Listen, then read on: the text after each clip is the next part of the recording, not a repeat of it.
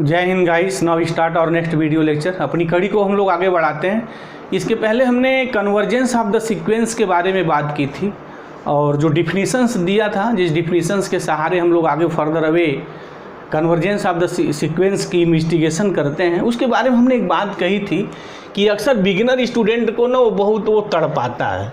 एक रहीमन का दोहा वाला देखन को छोटन लगे घाव करत गंभीर, तो उस चीज़ को मैं थोड़ा यहाँ क्लियर कर देना चाह रहा हूँ ताकि वो चीज़ें हैं उसकी हॉट है एक तरीके की सीक्वेंस की। तो चलते हैं, ये जो हमने बात की थी कन्वर्जेंस ऑफ सीक्वेंस और convergent sequence,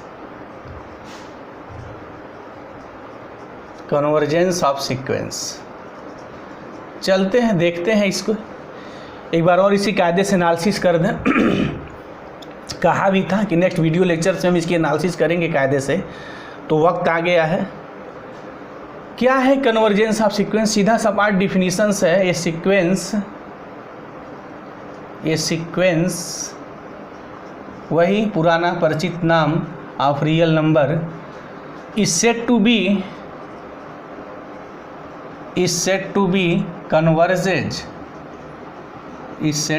converges at a point or at a real number L if for every or each epsilon greater than 0 there exists a natural number m such that, ये रहस्यमयी language है और ये रहस्यमयी language कैसी है इसको हम यहाँ क्लियर करने जा रहे हैं। तो जो इस वीडियो लेक्चर को बड़ा सीरियसली वॉच कर रहा है, प्लीज़ उसके एक एक वर्ड्स को ध्यान से सुनेंगे तो ये जो क्या रहस्यमय चीज़ें हैं आपको बिल्कुल चीज़ें समझ में आई जाएंगी, अदरवाइज ये बड़ा तड़पाता है। तो ये natural number m such that what, क्या होना चाहिए? Absolute value of un minus l less than epsilon for all n greater than are equal to m। अब यहाँ क्या कीवर्ड्स यूज किया गया उसके बारे में थोड़ा मैं यहाँ बात कर लूँ। यानी हमें यहाँ क्या समझना है, इसकी मीनिंग क्या है हम जब कन्वर्जेंस ऑफ द सीक्वेंस के बारे में बात करते हैं। वैसे तो लगाने के लिए सीधा सपाट स्ट्रेट फॉरवर्ड पे आ जाते हैं ये कि limit n tends to infinity un की अगर वैल्यू फाइनाइट और यूनिक है तो इसी को हम लोग लिमिट ऑफ सीक्वेंस कहते हैं। यही है मेन, तो यही है जिससे हम लोग बैटिंग करते हैं ताबड़तोड़। जब भी हमें लिमिट निकालनी होती कि सीक्वेंस की तो use this concept, use this formula. अब ये लिमिट जो फाइनाइट और यूनिक होनी चाहिए तब हम कहते हैं कि जो भी वैल्यू आएगी this is the limit of the sequence. But जहाँ टेक्निकलिटी की बात आती है ना, वहाँ हम लोग जजमेंट यहाँ से करते हैं। तो ये है क्या, इसको हम क्लियर करना चाह रहे हैं और मेरा उद्देश्य यही है कि फर्स्ट नाउ क्लियर दिस, क्योंकि देखने में आता है अक्सर थ्योरी क्लास लेक्चर्स के दौरान कि स्टूडेंट्स को ये हमेशा प्रॉब्लम बनी रहती है। तो उस प्रॉब्लम को यहाँ हम दूर करना चाहेंगे। क्या है यहाँ जो वर्ड्स की जो गेम है ना वो यहाँ से शुरू है। If for each epsilon greater than 0 there exist a natural number m।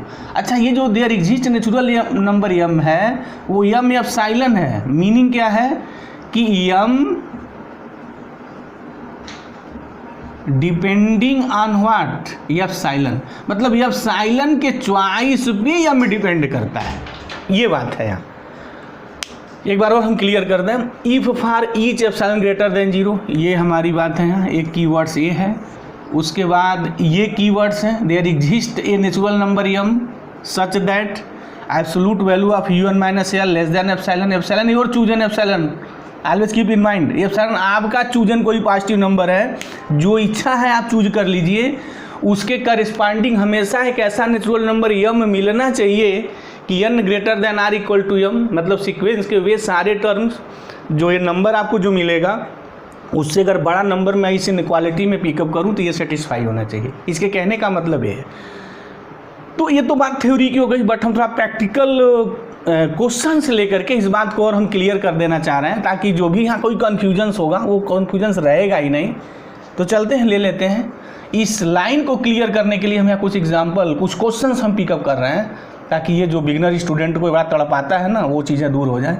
तो हम लेट कर लें यहाँ, लेट ए सीक्वेंस हमने कंसीडर कर लिया, un is equal to 4n + 1/n this. अच्छा, अगर हम इसकी लिमिट की बात करें तो फिर ये इससे ही निकाल लीजिए आप, limit n tends to infinity. अच्छा, एक चीज़ और बात करने लगे हाथ पहले कि सारी ये लिमिट निकालने का फार्मूला नहीं है, नो। अगर कोई स्टूडेंट अब तक ये समझा है कि this is a formula to find the value of the L, मतलब कि लिमिट हम सीक्वेंस की लिमिट निकालने जा रहे हैं, या सीक्वेंस जिस पॉइंट पे कन्वर्ज करने जा रहा है उस पॉइंट को हम इस मेथड से पता करने जा रहे हैं, तो सारी ये ऐसा मेथड नहीं है। ये जो डिफिनीसन है उसके लिए नहीं है, ये डिफिनीसन उसके लिए है कि अगर वो रियल नंबर, वो पॉइंट इस सीक्वेंस की लिमिट पॉइंट है तो इस क्राइटेरिया को सेटिस्फाई करेगा। उल्टा भी है, इफ एंड ओनली इफ भी है, क्योंकि जितनी डिफिनीसन और रिजल्ट यूज होते हैं ना, डिफिनीशंस बेसिकली डिफिनीशंस, जो भी डिफिनीशंस यूज होती है वो इफ एंड ओनली इफ होती है। तो अगर ये क्राइटेरिया सेटिस्फाई है तो डेफिनेटली हमारा जो यल होगा this is the limit of the sequence, और यूँ कहें कि सीक्वेंस वो कन्वर्जेंट है। बट ये डायरेक्ट मेथड नहीं है कि इस मेथड से हम उन लिमिट निकाल लेंगे। लिमिट निकालने का मेथड यही है कि हम इसी मेथड से निकालेंगे। जैसे मुझे अब इसकी लिमिट निकालनी है कि ये सीक्वेंस किस पॉइंट को कन्वर्ज करेगा, किस रियल नंबर पे कन्वर्ज करेगा, तो कैसे निकालेंगे? Limit n tends to infinity un, इसकी वैल्यू निकालिए तो ये हो जाएगा limit n tends to infinity un यहाँ है 4n + 1/n। अब n इन्फिनिटी अगर लिखा जाए तो फिर इन्फिनिटी बाई इन्फिनिटी तो ताबड़तोड़ होगा। एल हॉस्पिटल रूल यहाँ फैसला करेगा, बस वो लगाइए सीधे, आप जो नॉलेज है एल हॉस्पिटल रूल का।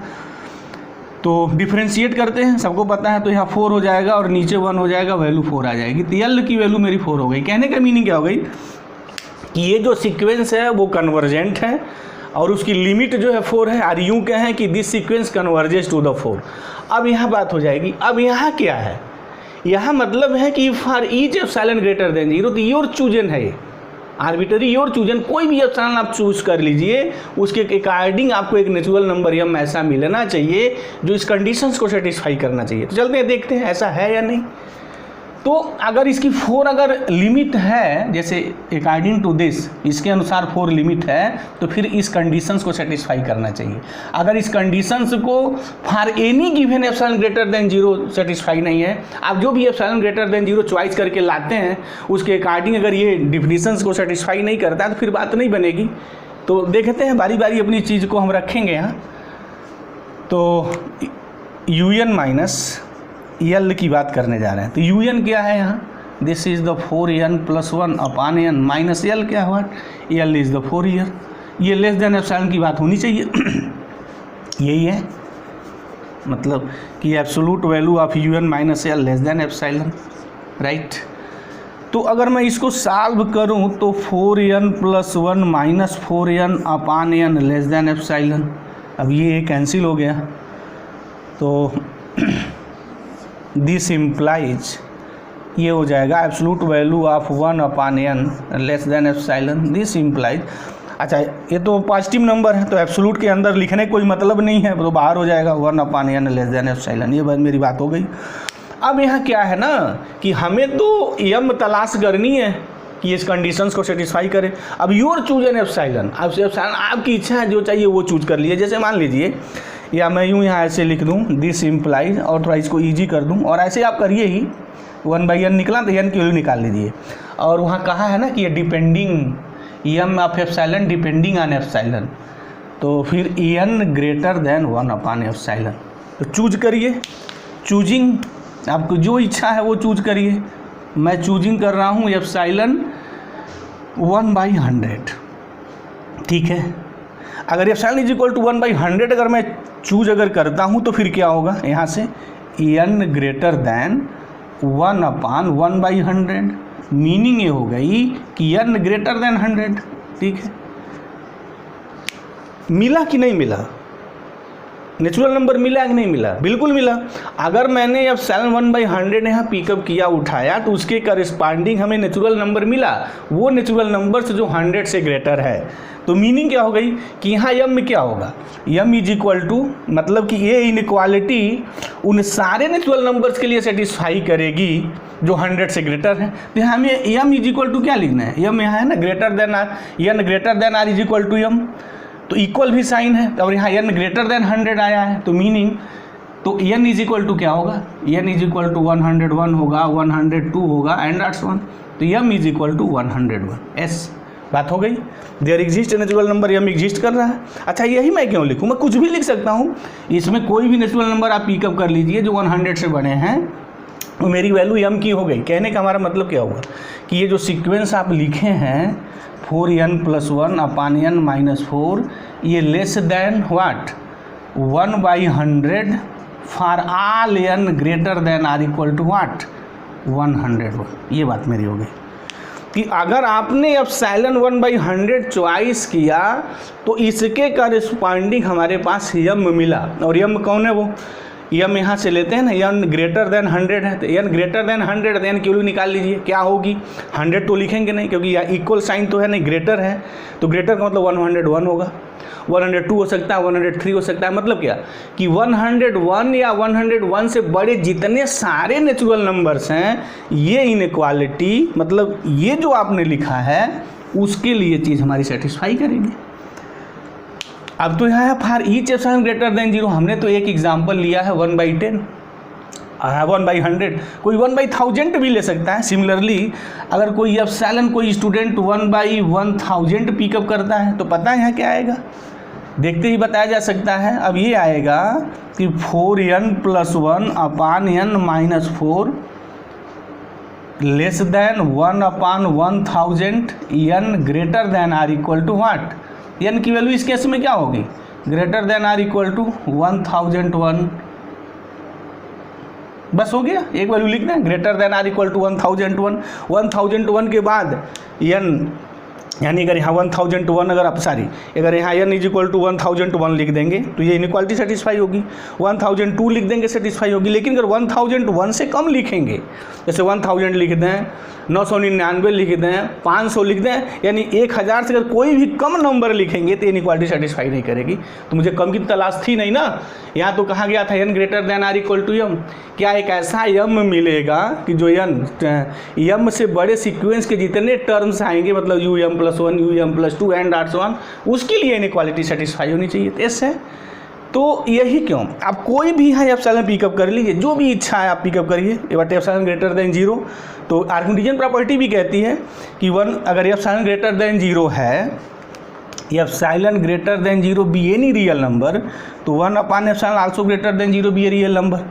तो आर्किमिडीयन कहता है कि अगर 1/एप्सिलॉन कोई भी रियल नंबर जो ग्रेटर देन 0 है, तो हमेशा एक नेचुरल नंबर एग्जिस्ट करेगा कि मैं बात लिख सकता हूँ, ऑलवेज लिख सकता हूँ।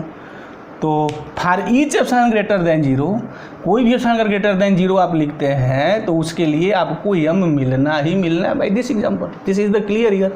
अच्छा, कोई ज़रूरी नहीं है कि हम छोटा लिखें, कोई एप्सिलॉन 1 भी लिख सकता है, तो उसके लिए भी देख लीजिए। अगर मान लीजिए कोई स्टूडेंट क्या नहीं सर मैं एप्सिलॉन = 1 लिखते हैं, तो उसके लिए होगा या नहीं, चेक करके देख ले। वो हाथ कंगन को आरसी क्या बिल्कुल मिलना है 3 लिख ले। अच्छा, कोई एप्सिलॉन ग्रेटर देन 0 है ना, कोई बाउंडेशन थोड़ी है कि एप्सिलॉन हम 1/10 लिखेंगे, 1/100 लिखेंगे, आपकी जो इच्छा है लिखिए, बट छोटा नंबर लिखा जाता है।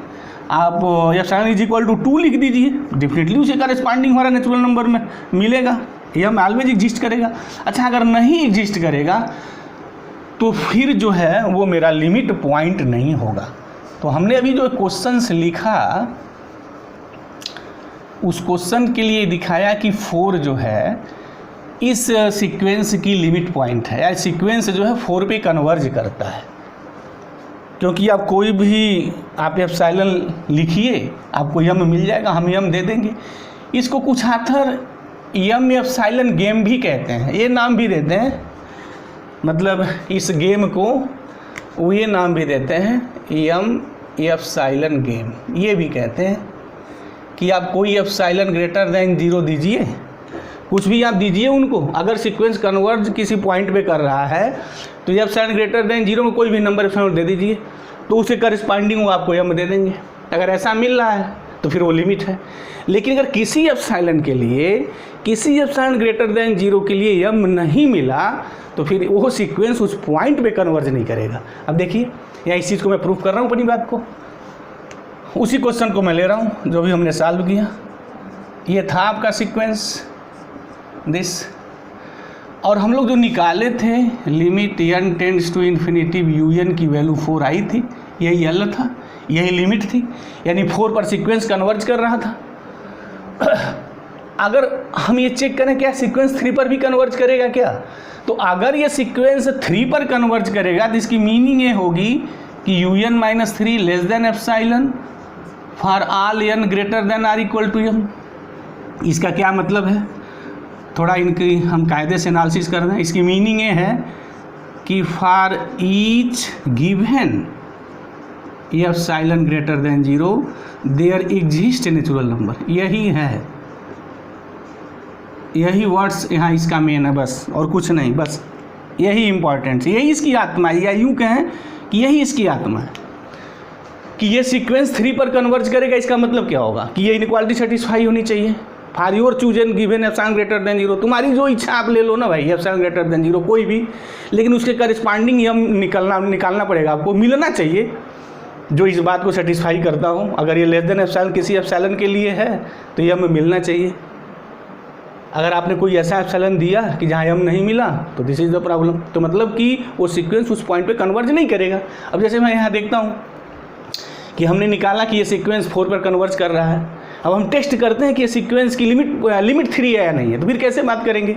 फिर ये जो डिफिनीशंस दिया है ना, ये डिफिनीशन है प्रूफ करेगी कि वो हमारा जो पॉइंट है, जो रियल नंबर है, इस सीक्वेंस का लिमिट है या नहीं। चलिए देखते हैं, आइए सागर में गोता लगाते हैं, रहस्यमय चीज़ें की बात करते हैं। यही एप्सिलॉन गेम है, जो आप एप्सिलॉन हमें दे देंगे हम यम तलाशेंगे, यम मिलेगा या कि नहीं। तो चलिए आइए अब तलाश शुरू करते हैं। UN क्या है, 4n+1/n, इसकी मैं बात कर रहा हूँ, अब ये निकालने जा रहा हूँ। -3 लेस देन एप्सिलॉन सॉल्व करने जा रहा हूँ। तो चलिए ये हो गया absolute value of 4n+1 -3n/n less than epsilon. तो ये हो गया n+1/n less than epsilon. This implies, अच्छा सब पॉजिटिव है तो एब्सोल्यूट हटा दीजिए ताबड़तोड़, इनको सॉल्व करिए तो 1+1/n लेस देन एप्सिलॉन। चलिए सॉल्व करते हैं, तो 1/n लेस देन एप्सिलॉन -1, तो this implies n greater than 1/एप्सिलॉन -1। ये आ गया, निकल गया।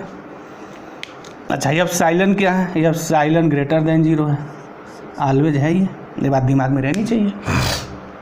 अब क्या है देखिए, अब यहाँ से अब ये एप्सिलॉन पे चीज़ डिपेंड कर रही है, n ग्रेटर देन दिस, यानी हम कोई भी अगर एप्सिलॉन ग्रेटर देन 0 अगर यहाँ नंबर लिखते हैं तो हमें एक ऐसा नेचुरल नंबर मिलना चाहिए कि उस नेचुरल नंबर के बाद जितने सारे आप नेचुरल नंबर लिखें, मतलब for all n greater than are equal to m, sequence के जो टर्म के जो डिफरेंस हैं 3 के साथ लेस देन दिस नंबर होने चाहिए। अब क्या है, जैसे मान लीजिए कि मैं यहाँ एप्सिलॉन अगर कोई भी नंबर मैं पिकअप कर लूँ, मान लीजिए एप्सिलॉन इज इक्वल टू मैं 1/10 ले लिया, तो क्या होगा देखिए, n ग्रेटर देन 1/1/10 -1, तो n ग्रेटर देन सॉल्व कर लीजिए, ये -9, तो क्या हो जाएगा -10/9 हो जाएगा।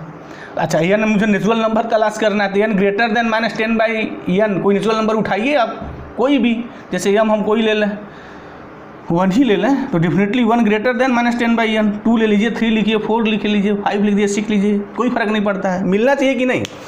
n greater then -10/n natural numbers की दुनिया में कोई नेचुरल नंबर मिलेगा कि नहीं आपको, कि n ग्रेटर देन -10/n हो, कोई भी नेचुरल नंबर लिखिए, यस मिलेगा। 1 है, 2 है, 3 है, 4 है, 100 है, 21 है, 22 है, 23 है, जो भी इच्छा ले लीजिए, लेकिन सबसे कम से आप शुरू करिए, 1 से ही तो बात शुरू हो जाएगी कि 1 ही ग्रेटर देन हो गया, तो 2, 3, 1 के बाद जितने सारे नेचुरल नंबर होंगे सब ग्रेटर देन हो जाएंगे। तो फिर क्या लिखेंगे इसको, तो फिर एप्सिलॉन इज इक्वल टू 1/10 के लिए नेचुरल नंबर तो मुझे m तो मिल गया, m इज इक्वल टू 1 मिल गई है। अब इनइक्वालिटी ये ट्रू होगी n greater than are equal to m के लिए। कोई भी एप्सिलॉन आप उठा के लिखिए, हाँ 1/10, 1/100, जो भी इच्छा है लिखिए, डेफिनेटली नेचुरल नंबर मिलेगा।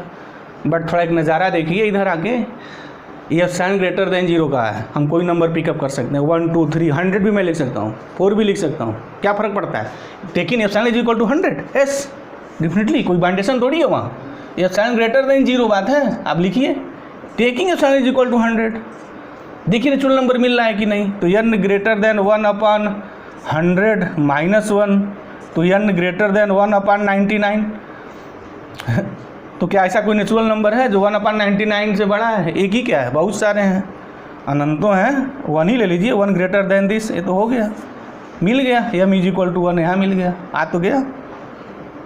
एप्सिलॉन इज इक्वल टू इसी के लिए भी आ जाएगा, लेकिन बट अगर मैं एप्सिलॉन इज इक्वल टू 1 लिख दूँ तो कहानी फिनिश हो जाएगी आपकी, क्योंकि आप यहाँ बोले हैं for each given epsilon greater than 0। This word always keep in mind, हमेशा इसको ध्यान में रखिए, इसको दिल और दिमाग में बैठा लीजिए। जो फॉर ईच की जो गेम है, मैं बार बार कहता रहा हूँ कि मैथमेटिक्स में जो डिफिनीशन दी जाती है और उसमें जो वर्ड्स यूज होते हैं ना, वही तो गेम खेली जाती है, वही तो गेम है भाई।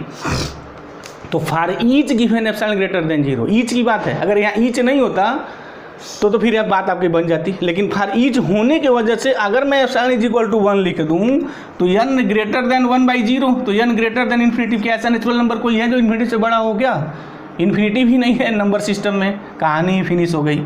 तो मीनिंग क्या हो गई कि एक एप्सिलॉन 1 है जो ग्रेटर देन 0 है, उसे करस्पॉन्डिंग कोई नेचुरल नंबर एग्जिस्ट नहीं करेगा जो इस कंडीशन को सेटिस्फाई करता हो। Not satisfy, this condition not satisfy for epsilon is equal to 1। Fail हो गई बात मेरी। फारिज का फारिज है ना, यहाँ सभी के लिए होना चाहिए, तो 1 के लिए भी होना चाहिए, 2 के लिए भी होना चाहिए, 1/100 के लिए होना चाहिए। 1 के अलावा अब ये बात हो गई, या यूँ कहते हैं कि अगर 1 न लिखें, 1 के अलावा अगर कोई भी आप नंबर लिखते हैं या 1 के अगर जितनी आप करीब पहुँचेंगे, ये एप्सिलॉन अगर टेंडिंग्स टू 1 होगी तो 1 जो n जो होगा मेरा टेंडिंग्स टू इन्फिनिटी होगा। तो इसकी meaning n greater than or, तो उस नेचुरल नंबर m की मैं तलाश नहीं कर पाऊँगा, मिलेगा ही नहीं। तो जो इस वीडियो लेक्चर्स को सीरियसली वॉच कर रहा होगा उसको बड़ा आनंद आ रहा होगा, देख लीजिए। जो उसके लिए प्रॉब्लम, ये बड़ा प्रॉब्लम क्रिएट करता है, बहुत दर्द देता है। अक्सर क्लास के दौरान स्टूडेंट्स आते हैं और कहते रहते हैं कि सर ये दिस आर वेरी प्रॉब्लम, चीज़ें समझ में नहीं आती हैं। तो मुझे उम्मीद है कि ये सब चीज़ों से उन लोगों को जो ये एम एप्सिलॉन जो गेम है वो गेम समझ में आ गई होगी कि एप्सिलॉन इज इक्वल टू 1 के लिए कंडीशन फेल हो गई। तो मतलब क्या होगा कि ये inequality epsilon 1 is equal to 1 के लिए नहीं मिली, फॉर ईच के लिए नहीं मिली, तो this sequence does not converges to the real number 3। तो लेकिन अभी हमने कहा ना कि हम लोग इससे नहीं निकालते हैं, ये निकालने के लिए नहीं है, इतना आसान नहीं है, फ्रस्ट्रेशन में आ जाएगा ये। अगर इससे कोई ये लिमिट लगा निकालने सीक्वेंस की तो डेफिनेटली वो बंदा फ्रस्ट्रेट हो जाएगा, मिलेगा ही नहीं। ये तो डिफिनीशन है कि अगर कहते हैं कि नहीं, जब कोई टेक्निकल चीज़ फंसती है मैथमेटिक्स में ना, तो डिफिनीशन इसी से क्लियर होगा कि वो लिमिट है या नहीं। तो अगर इस डिफिनीशन सेटिस्फाई करेगा तो लिमिट है, नहीं करेगा तो नहीं है। तो हमें तो यहाँ फॉर ईच जो एप्सिलॉन और m की जो गेम थी ना, उस गेम को यहाँ समझाना था, हमारा उद्देश्य यही था। तो मुझे उम्मीद है बात बिल्कुल क्लियर हो गई होगी। एक और लगे हाथ में बात क्लियर कर दूँ कि जो स्टूडेंट अभी तक ये समझते हैं या समझते रहे हैं पढ़ने के बाद भी कि इस डिफिनीशन से हम l निकालते हैं, तो सारी वो आज ही इस भ्रम को तोड़ दें, इस भ्रम से अलग हट जाएं। इस डिफिनीशन से मैं l नहीं निकालता हूँ, इस डिफिनीशन से मैं ये पता करता हूँ कि अगर l उस सीक्वेंस की लिमिट पॉइंट है तो पक्का इस कंडीशंस को सेटिस्फाई करेगा। मतलब कि एवरी एप्सिलॉन ग्रेटर देन 0 के लिए हम आपको एक m दे देंगे, एक m का एग्जिस्टेंस होगा, जहाँ n ग्रेटर देन m के लिए इनइक्वालिटी मेरी सेटिस्फाई हो जाएगी। ये है, ये इसकी मीनिंग है। इसकी मीनिंग ये नहीं है कि इससे हम लोग l निकालते हैं, नहीं, जो लिमिट निकालते हैं तो उसके लिए भी हमने लिखा limit n tends to infinity, उस कंसेप्ट से हम सीक्वेंस की लिमिट निकालने जाते हैं।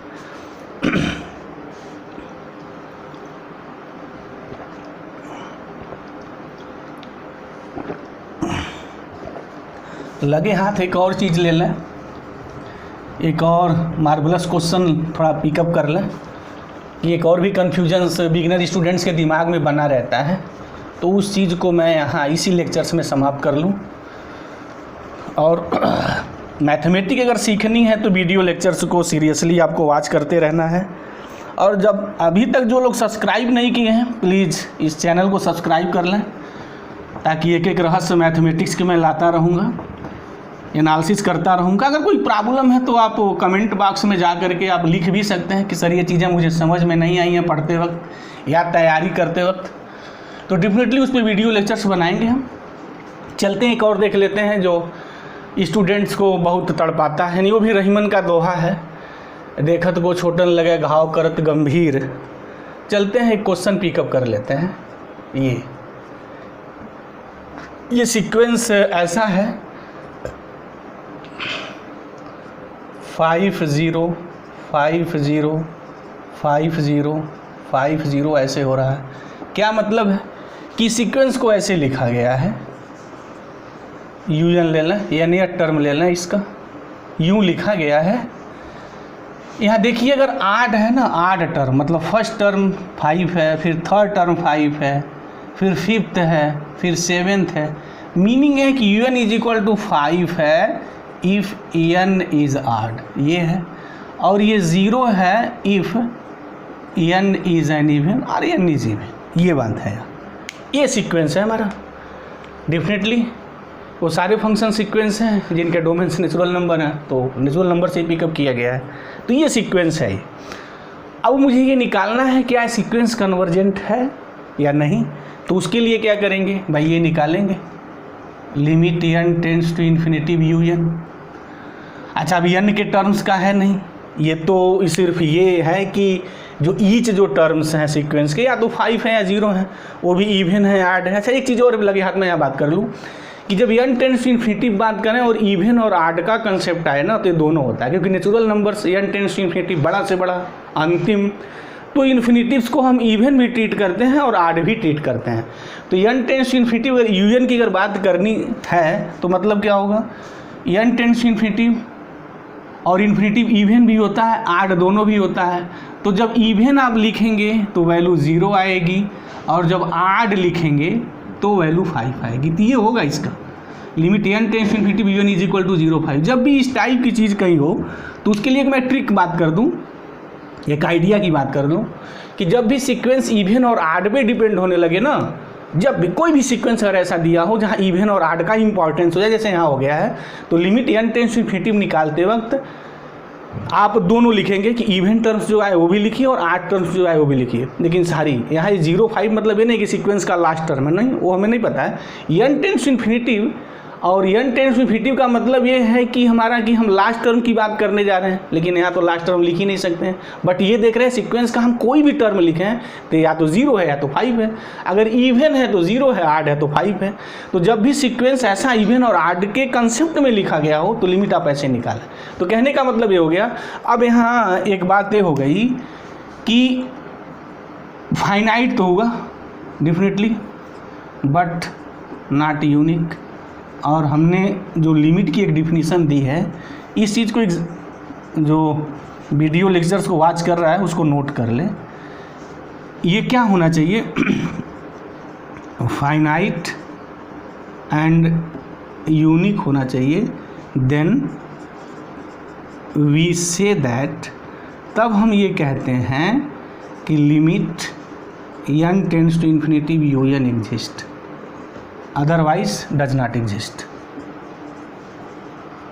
otherwise does not exist। ये बात हो गई थी कि अगर फाइनाइट एंड यूनिक है तो लिमिट एग्जिस्ट करेगी, अगर नहीं है तो लिमिट एग्जिस्ट नहीं करती है। दिस इज द डिफिनीशन है। तो यहाँ है फाइनाइट तो है बट यूनिक नहीं है, क्योंकि 2 वैल्यू आ गई ना लिमिट की, 0 आ गई 5 आ गई, तो लिमिट नहीं हो सकती है। This is not a limit. अच्छा तो अब फैसला कौन करेगा, ये तो हमने लिख दिया कि this is the trick result. एक रिजल्ट के रूप में जो लोग तैयारी कर रहे हैं या जो लोग एकेडमिक स्तर पे ही पढ़ रहे हैं उस चीज़ को नोट करें। जब तैयारी करेंगे तो चीज़ें काम में आएंगी। जब हम बहुत सारे क्वेश्चंस पिकअप करेंगे नेशनल स्तर मैथमेटिक्स के, तो यहाँ बात दिखाएंगे कितना इस रिजल्ट का हम धड़ल्ले से यूज करते हैं। तो सीक्वेंस के लिमिट होने का कंसेप्ट जब आप ऐसे ही निकालते हैं तो फाइनाइट एंड यूनिक होना ही चाहिए। तो यहाँ फाइनाइट एंड यूनिक नहीं है तो लिमिट लफड़ा समाप्त हो गया। लेकिन फैसला ये नहीं करेगा, फैसला अब ये करेगा, जैसे अभी हमने बात किया, फैसला करने के लिए हैं जो डिफिनीसन दी गई है, less than epsilon for all. और यहाँ महिमा आप समझ रहे हैं कि for any given epsilon greater than 0, आप जो चाहिए वो दे दीजिए। आप जो एप्सिलॉन ग्रेटर देन 0 देंगे तो हम एक यम ऐसा खोज के लाएंगे तो ये सेटिस्फाई होना चाहिए। बस एप्सिलॉन आप पे डिपेंड है, आपके हाथ में है। एप्सिलॉन ग्रेटर देन 0, जो भी इच्छा है ना ग्रेटर देन 0 आप दे दीजिए। अब देखिए यम मिल रहा है कि नहीं, अगर यम मिल रहा है तो ठीक है, अगर लेकिन for each epsilon greater than 0 है, जैसे मैंने क्वेश्चन में दिखाया कि एप्सिलॉन 1 के लिए n नहीं मिलेगा क्योंकि वहाँ इन्फिनिटी हो जा रहा था और कहानी फिनिश हो जा रही थी। तो चलते हैं देखते हैं। अच्छा देखते हैं इसका कि जैसे हमारा लिमिट निकली 0 निकली 5 निकली, तो देखते हैं 0 इसकी लिमिट है या नहीं। तो अगर 0 इसकी लिमिट है तो फिर ये बात होगी un minus L less than epsilon, this implies un, तो un है अभी क्योंकि n के टर्म्स में है नहीं। अच्छा एल हम चेक कर रहे हैं कि 0 है या नहीं, 0 लेस देन एप्सिलॉन, तो माड of un less than epsilon.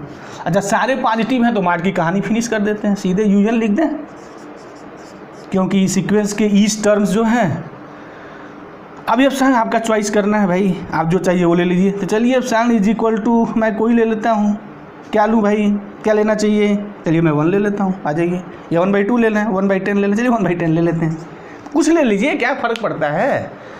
तो अब ये क्या होना चाहिए कि UN डिफिनीशन पे अब आ जाइए कि UN आपने लिया 1/10, तो फिर होगा क्या कि जो UN होगा लेस देन 1/10 होगा for all n greater than are equal to m। एक ऐसा नेचुरल नंबर मिलना चाहिए कि उसके आगे के term n greater than are equal to m का मतलब क्या है, ये मतलब क्या हुआ, UN का मतलब क्या हुआ, टर्म्स ऑफ द सीक्वेंस, ये लेस देन 1/10 होना चाहिए for all n greater than are equal to m। तो अब यहाँ देख रहे हैं कि UN जो है यहाँ अब 2 है, एक तो 0 है और एक हमारा 5 है। तो किसी भी n के लिए कोई भी नंबर टर्म्स का लिखते हैं, या तो 0 1/10 है या 5 1/10, ये दोनों बात आएगी ना, क्योंकि दोनों बात हो गई हमारी। तो 0 लेस देन 1/10, ये तो बात सही है हमारी डेफिनेटली 100%, बट ये तो सही नहीं है ना, क्योंकि अगर आप कोई m नेचुरल नंबर आप लेते हैं, जैसे मान लिया m आपने 100 ले लिया, यहाँ से तो डायरेक्ट निकलेगा नहीं, क्योंकि ये तो फिक्स नंबर आ गया, n के टर्म्स में आया नहीं। अब m अपने मन से कुछ भी ले लीजिए, जैसे मान लिया हमने 100 ले लिया, तो इवन है और इवन पे 0 है, तो फिर ये बात आएगी।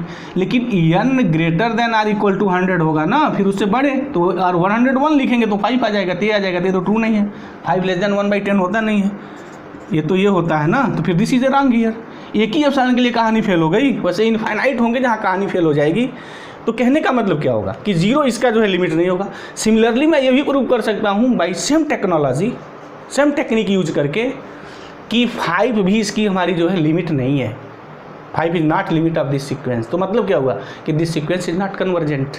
तो आगे का हमारा लेक्चर डेवलप हो गया कि अगर कोई सीक्वेंस कन्वर्जेंट नहीं है तो उसे क्या कहते हैं, एक बात और दूसरी बात, जब लिमिट हम निकालें सीक्वेंस का, एक से ज़्यादा फाइनाइट नंबर आए तो वो क्या कहानी सीक्वेंस की दुनिया में कहते हैं।